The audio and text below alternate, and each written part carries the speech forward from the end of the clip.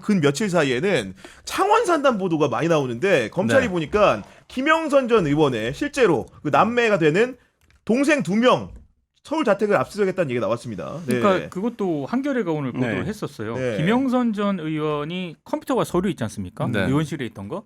그 증거물을 갖다가 어디로 이렇게 숨겨놨나 봤더니 그 친동생 2명이서 네. 이른바 그 국가산단 후보지 선정 결과 있지 않습니까? 한 네. 40일 전에 이 집을 샀대요. 그러니까 한마디로 그러니까. 이제 개발 정보를 미리 흘린 거 아니냐라는 의혹을 불러일으킬 수 있는데 거기에 이제 집을 사가지고 네. 이제 거기다가 이제 알바끼 해놨겠지. 예.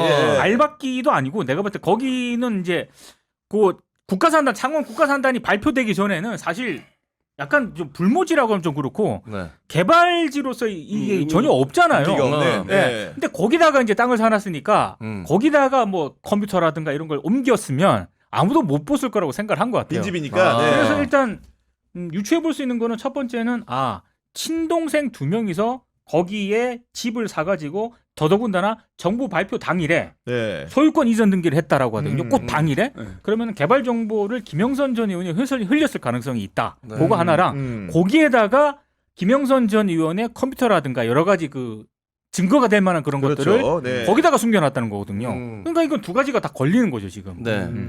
그러니까 기본적으로 꽈놓긴 한 게 김영선 전 의원의 동생이랑 알 수도 있으니까 기본적으로 동생의 와이프 명의로 지금 매매를 하고 그렇죠. 둘이 또 형제가 분담을 하다 보니까 한 명은 근저당권 설정해가지고 안전판을 해놓은 거잖아요. 그렇죠. 근데 이제 한 칸 더 나가가지고 한겨레 신문을 보니까 한겨레는 보니까 그 실제로 이렇게 그 증거를 인멸 시도했을 것으로 보이는 네. 그런 증거물들을 옮겨놨다 이런 내용은 좀 어떻게 알게 되신 겁니까? 그러니까 그 5월 달이 굉장히 중요한데 저희가 여러 복수의 취재원들로부터 5월 달에 이제 짐을 옮겨놓는 모의가 있습니다. 집중적으로. 아, 5월달에. 네. 그래서 미래항공 연구소의 짐을 옮기라는 지시도 5월 달에 있거든요. 그래서 그 짐은 명태균 씨의 동업자, 그분도 압수수색 당했는데 같은 네. 날. 그분, 그러니까 지금 김영선 의원 그 동생 와이프 압수수색하던 날 같이 당했는데 그때 미래항공 연구소 짐은 동업자인 그 강모 씨. 진 거기로 네. 가고 그분도 예. 김영선 의원의 동생처럼 산단이 들어오면 개발 가능성이 굉장히 높은 바로 건너편 인접한 땅에 배우의 네. 건물과 땅을 사놨죠. 그리고 실제 저희가 이제 보도했지만 굉장히 이제 한 8억 원 정도 주고 몇만 평 땅도 사놓고 그거는 이제 딱 들어오면 산단 오케이 하면 그러니까 집을 지어서 분양할 수도 있고 상가로 네. 올릴 수도 있는 땅이거든요. 근데 이제 그분은 극구 부인하고 있어요. 막 자기 건물에 막 한겨레를 어떻게 하겠다 이런 거 막 붙여놓고 막 저희한테 매일 뭐 너희 보내고, 하고 이러고 있는데 예. 어쨌든 이제 그분도 압수수색 당했다라는 말씀을 드리면서 근데 그렇게 해서 미래항공 연구소 짐을 5월달에 글로 옮기고 네. 그 다음에 김영선 의원실에 있던 짐은 거기로 옮겨놓은 거죠. 근데 이 5월이 중요한 건 뭐냐면 이때 명태균, 김영선 이 창원의 멤버들이 네. 뭔가의 회의를 한 것 같아요. 그래서 이게 그 경남 성관이가 창원지검으로 옮기고 참고인지사를 2월, 3월 요 무렵에 받거든요. 맞아요. 네. 그러고 나서 5월달에 요게 사건이 될 수 있겠다. 그럼 5월 강혜경 씨한테 네가 뒤집어 쓰다라고 얘기를 한 것도 5월이거든요. 네. 그리고 그때 짐을 옮겨놓은 거죠. 짐을 옮긴 거고. 근데 그때 얼마나 주도면밀하게 움직였냐면 직접 연락을 하면 어떻게 됩니까? 증거 인멸을 시킨 게 되잖아요. 조사하게 될 수 네. 있죠. 네. 그래서 제3자한테 시킵니다. 아. 그 창원 시내에서 부동산을 하고 있는 업자를 통해서 이 업자가 김태열 소장과 이렇게 연락을 줘요. 그래서 김태열 소장이 이제 저희랑 인터뷰를 처음에 그 부동산 업자를 알고 지내던 사람이래요. 창원에서. 근데 네. 왜 네가 연락을 하냐? 네가 뭔 상관이라고. 아. 그리고 그 짐은 내 짐이 아니다. 그건 명태균 거다라고 얘기를 했더니 그러냐고 했는데 보면 이게 어떤 겁니까? 명태균 씨 굉장히 주도면밀하게 이미 그때 5월에 증거를 없애기로 하고 근데 네. 내가 이걸 직접 지시하면 내가 증거인멸 교사를 한 게 되니 제3자를 통해서 지시를 5월 달에 한 거거든요. 그래서 그 5월 달에 미래항공 연구소 짐과 김영선 의원 짐이 옮겨진 거죠. 그리고 저는 이제 보도 보면서 약간 좀 균열을 느꼈던 게 동아일보 보도에 따르면은 명태균 씨가 검찰 조사에서 김영선 전 의원의 올케 명의로 예정지에 부지 샀다는 얘기를 마치 진술한 것처럼 돼 있더라고요. 지금 김영선 전 의원하고 명태균 씨 우리가 보면은 굉장히 역학이 이해 안 되는 상하 관계인데 둘도 균열이 이미 있는 걸로 보이는 거죠. 예.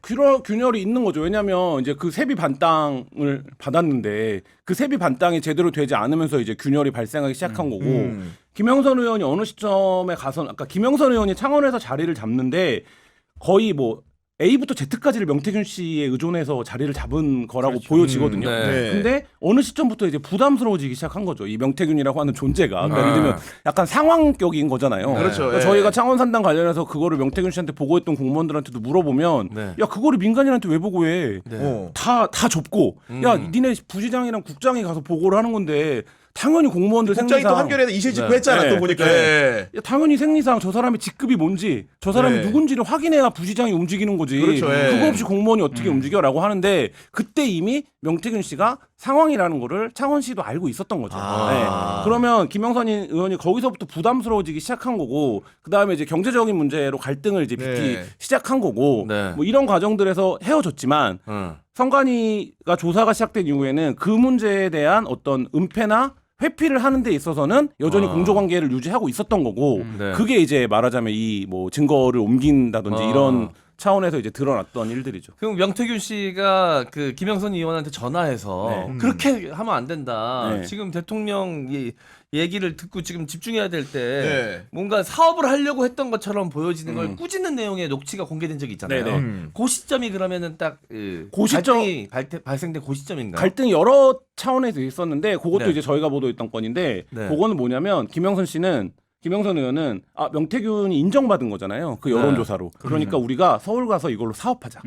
미래항공연구소 서울지사를 내서 그래, 내가지고. 내가지고 네. 그러니까 막 공표 여론조사 다 받고 네. 막 우리가 이제 어쨌든 여권이 당선이 됐으니까 네, 네, 이렇게 네. 하자라고 한 거고 근데 명태균 씨는 다르게 생각한 거예요. 그러니까 예를 들면 청와대에서 나오는 발주하는 여론조사만 받아서 뭔가 비선으로 그렇죠. 그 보고를 해서 네. 이 대통령실 그러니까 그 오야라고 표현하지 않습니까? 네. 명태균 씨가 이 오야와의 관계만 유지하면 내가 사업을 할 수 있는데 한 라인 하나만 남겨야 된다. 네. 근데 명태균은. 이거를 공개 사업을 해버리는 순간 명태균 씨가 그 얘기하잖아요. 네. 그럼 여사가 좋아라 하겠다. 우리가 공개적으로 사업을 하면. 네. 그러니까 이제 거기서 김영선 씨는 그래도 여의도 문법으로 생각을 한 거고 그렇죠. 우리가 유명세를 얻었으니 이제 공개적인 여론조사 업체를 하자 뭐 이렇게 생각을 한 거고 명태균 씨는 그때까지도 그거 필요 없고 나는 그냥 대통령실 그러니까 여사랑의 관계만 유지하면 충분히 이 은혜 영향력을 유지할 수 있어 이렇게 생각을 해서 이제 붙었던 거죠. 아니 비선 여의도 연구원 얘기도 나왔는데 실제로 보니까 저는 또 한국일보 보다가 놀란 게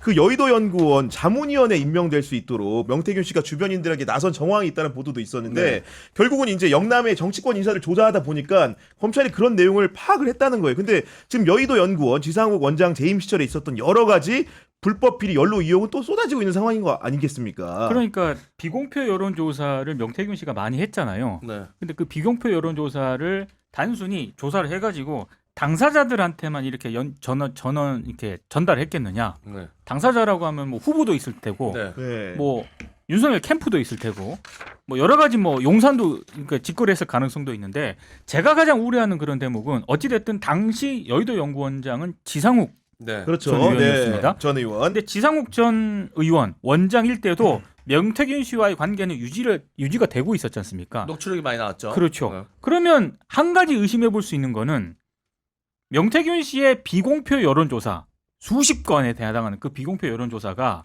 혹시 유통 경로가 여의도 연구원 쪽을 통해 가지고 이런 식으로 만약 유통이 된다 그러면 그거는 좀 다른 문제거든요. 그러니까 저는 충분히 그 가능성도 있다고 보고 한국일보 보도도 그런 점에서 여의도 연구원의 그런 명태균 씨 관련 이렇게 좀 인사를 이렇게 꽂으려고 했다? 네. 그러면은 혹시 이게 다른 흑심이 있었던 게 아닌가? 흑심이 예. 아니라 명태균 씨는 그런 그림까지 그리고 있었던 것 같아요. 그러니까 저는 그렇게 생각을 한번 해봤습니다. 김영선 의원실에 있던 강혜경 씨처럼 그렇죠.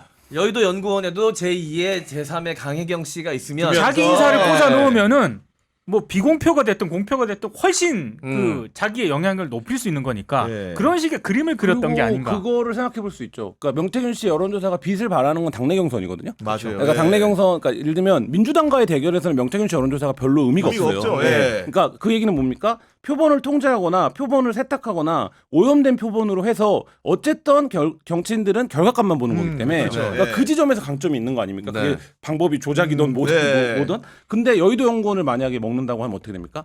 국민의힘의 모든 경선에 개입할 그렇죠. 수가 네. 있죠. 그 힘이 생기죠. 그거는 그러니까 말하자면 명태균 씨가 관심이 있었던 건 수법으로만 놓고 보면 여의도 연구원의 표본이겠죠. 네. 그러니까 네. 여의도 연구원이 전화를 하는 표본.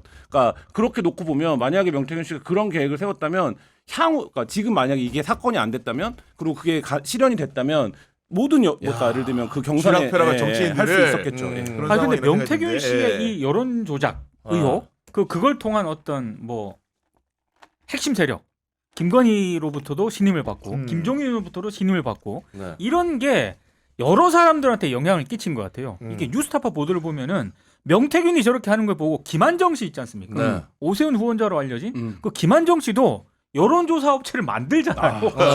만들자. 야 이거 봐라, 야 이거 봐라, 돈이 이거. 되고, 예. 야 이거 영향력, 야 이거 김건희 예. 여사도 직거래하고. 강혜경 씨를 영입하려고 했었다는 그러니까. 이야기가 있죠. 그러니까 예. 명태균의 어떤 그런 나쁜 행태가 여러 가지로 영향을 미치는 거죠. 그 윤석열 캠프에서 일했던 인사랑 얘기를 하다가 이제 그분이 한 얘기인데 그 대선 후보 접전 상황이 되면 여론조사 결과의 숫자에 거의 가스라이팅 된다는 거예요. 네. 그러니까 보통 한 3-4개 정도를 받아봅니다. 깜깜이 기간에도 3-4개 정도를 받아보는데 근데 후보들은 다 원하는 게 뭡니까? 내가 이긴다는 그렇죠. 그럼 확증 예, 받고 싶어 예, 하지. 받고 하잖아요. 근데 명태균 여론조사는 그걸 건드리는 거거든요. 아. 그러니까 정치인들 입장에서는 이 명태균의 여론조사 숫자에 가스라이팅이 심리를. 될 마약이지 수밖에 뭐 마약. 없는 거예요. 아. 예를 들면 도파민 예를 들면 팍팍 나오지. 그 3월 그러니까 명태균 씨가 대선 면밀 조사를 했던 기간에 받았다는 여론조사들을 제가 봤어요.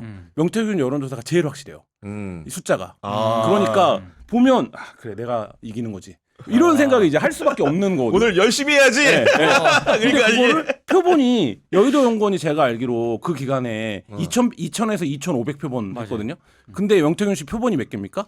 3000개가 넘어요. 그러니까 사람 야 이게 표본도 더 많은데 내가 이기네. 이렇게 되는 거예요. 특정 기간에 6000표본까지 가거든요. 네.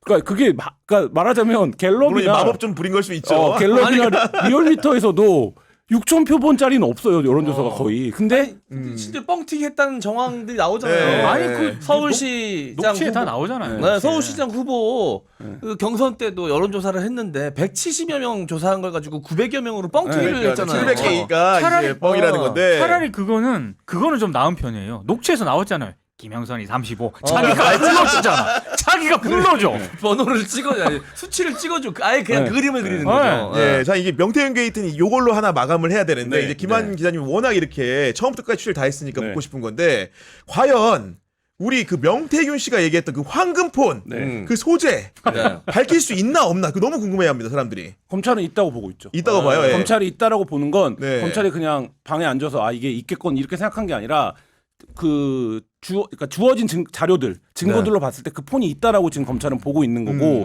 그 폰의 소재를 찾고 있는 거고 네. 황금폰이라고 대변되지만 지금 김영선 그 의원실에서 썼던 PC도 나온 거잖아요. 네, 맞아요. 그 예. 압수수색을 그것도 하면서. 복원이 돼버렸고. 네, 복원이 예. 되겠죠. 그 복원이 되면 거기서도 내용이 나올 거고 그 다음에 지금 이제 강혜경 씨가 제출한 하드도 사실 무슨 내용이 있는지 외부에서는 모르잖아요. 네. 근데 이제 거기서도 상당 부분 복원이 된 거고 하기 때문에 경찰은 있는 거라고 보고 그 다음에 또 한 가지 윤한홍 의원이 회유를 하려고 했다라는 게 보도되지 않았습니까? 네. 그 녹음은 누가 갖고 있었던 겁니까? 그러니까 그게 검찰이 생각하고 있겠죠.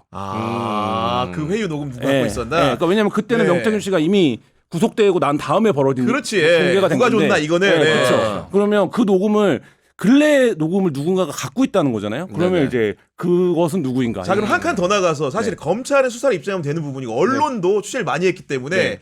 몇 군데 정도를 의심하고 있다 이렇게 생각하면 됩니까? 서울에도 갖고 있는 사람이 있는 것 같고 서울에 예. 창원에도 있는 것 같습니다. 서울과 창원에 그럼 서울과 한 두 창원. 군데 정도 지금 네. 의심하고 네. 있다. 그리고 네. 김소연 변호사가 사건 초창기에는 이게 황금폰까지는 아니어도 황금에 대한 얘기를 많이 했었는데 많이 했죠. 네. 아, 나 그거 꼭 묻고 싶었는데 어떤 거예요? 하나만 더 하나만 더 여쭤봐도 해, 하나만 돼요? 더요. 예. 검찰의 수사 의지 어느 정도라고 보십니까? 이거는 기자마다 다 다르던데. 그래서 저는 있다는 사람도 있고 어. 뭐 적정하다는 사람도 있고 아니라는 사람도 있습니다. 저는 현장, 그러니까 뭐 검찰 조사를 받고 나온 분들은 수사가 빌드업은 되고 있다고 되고 있다. 얘기를 네, 해요. 차곡차곡. 그리고 네. 빌드업이 되고 있다는 얘기는 뭐냐면 이게 어떻게 될지 모르기 때문에 수사를 빈칸을 없이는 하고는 있는데 이게 과연 위로 갈 것이냐. 그러니까 끝까지 수사를 갈수 하다 있을 보면 것인가? 정거장에서 지금 손님들을 태우고 있는 과정인지 네. 아니면 아예 번지수 잘못 짚은 적 다른 데로 가려고 하는 아. 과정인지 요거는 네. 좀 더 지켜봐야 되는데 네. 지금까지 되는 수사만 놓고 보면 수사가 빌드업은 되고 있다 이렇게. 아, 빌드업 담당 되고 있다. 검사와 거기 지검장 사이에 의견 충돌이 있다 뭐 이런 여러 가지 뭐 그런 타당한- 얘기들도 있고 대검에 올라오는 수사 보고서가 뭐 언론사 표현으로 리크된다는 말도 있고 하는데 네. 그 대검에 올라오는 수사 보고서가 리크된다는 거는 대검 지도부 중에 누가 딴 마음을 먹었다는 그렇죠. 거거든요. 네. 리크가 뭐죠? 그러니까 유출된다. 유출, 아. 의혹이겠죠. 그냥 예, 그거는. 의혹, 사실 그런 확인된 거 아니고. 안 되는. 예. 뭐 하여튼 뭐 그런 여러 가지 얘기들이 있는데 어쨌든 뭐 그런 설을 제외하고 조사를 받고 나온 사람들의 차원에서 본 얘기로는 모습은 예, 그러니까 제대로 어쨌든 간에 가는 부분 좀 있다. 그러니까 조사 예, 과정 예. 자체는 빌드업이 되고 있는 건 맞다. 그러니까 네. 수사 내용이 언론에 리얼타임으로 막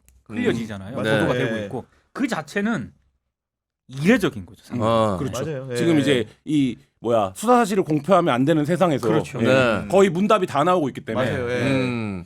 첫 보도가 SBS였던 걸로 기억납니다. 아 그랬나요 그때? 네. 예. 계속 안 나오다가 첫 보도가. 네, 알겠습니다.